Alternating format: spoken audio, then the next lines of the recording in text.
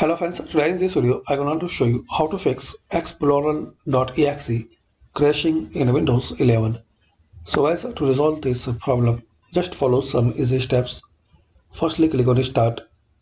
Here type Task Manager.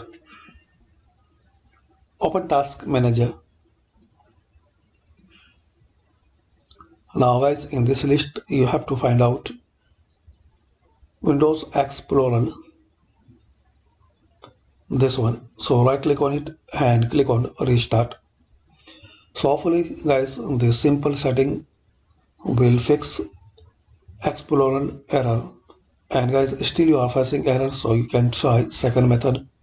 Close it, click on Start, type cmd, right click on command prompt, run as administrator. Now here type this command sfc space /scan now.